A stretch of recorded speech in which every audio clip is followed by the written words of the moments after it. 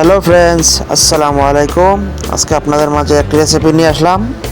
রেসিপিটা হলো বেগুন আলু দিয়ে পাঙ্গাস মাছ পাক করব রান্না।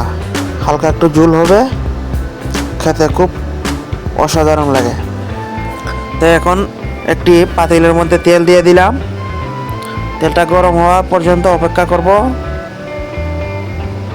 তারপরে এখন একে একে সব উপকরণ দিয়ে দিব। এখন দিয়ে দিলাম রসুনটা একটু গরম হবে, এখন নেড়ে ছেড়ে দিয়ে দিলাম। তারপরে এখন দিয়ে দিব পেঁয়াজ কুচি,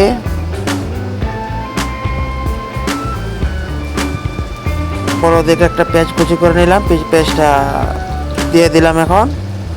এখন নেড়ে দেব।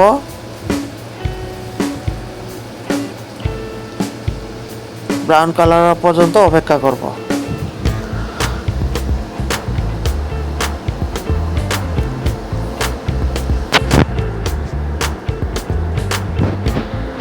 তারপরে এখন দিয়ে দিব তা হচ্ছে জিরা, বেশি না, পরিমাণ মতো 1 চামচের মতো জিরা দিয়ে দিলাম।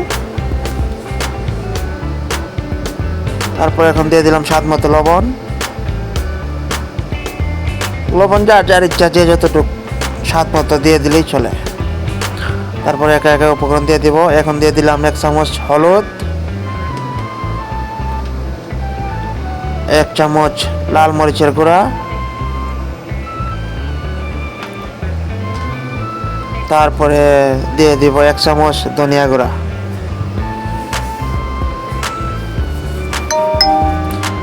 এখন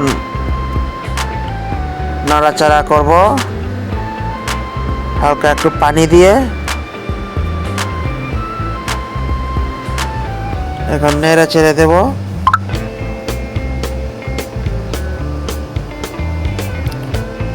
হালকা একটু পানি দিলাম, দিয়ে এখন নেড়ে দেব। দিয়ে এটা একটু কষিয়ে নেব ভালো করে।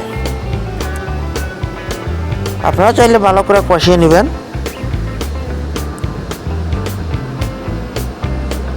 ভালো লাগবে খেতে। পাকটা খুব সুস্বাদু হবে। তারপরে এখন দিয়ে দেব ফালি করে কেটে রাখা কাঁচামরিচগুলো, এই যে ফালি করে রেখেছিলাম, এগুলো দিয়ে দেব। এখন নেড়ে দেব।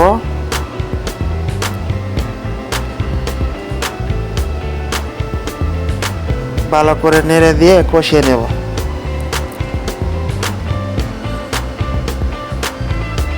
তারপরে কেটে রাখা বেগুন আলু ওগুলা দিয়ে দিব। এখন এই যে বড় বড় করে টুকরা করে কেটে নিলাম, এগুলো এখন দিয়ে দিব। দিয়ে ভালো করে নেড়ে ঢাকনা দিয়ে ডেকে 5 মিনিটের জন্য রেখে দেব।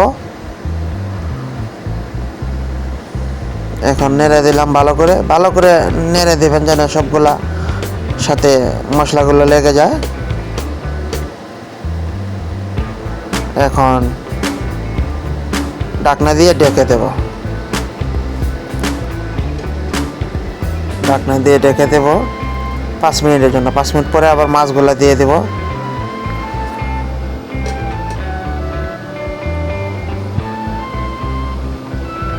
এখন আবার ঢাকনা উল্টিয়ে নেড়ে দেব। নেড়ে দিয়ে হালকা একটু পানি দিয়ে কষিয়ে নেব ভালো করে কষিয়ে নেব। এখন নেড়ে দেব আবার।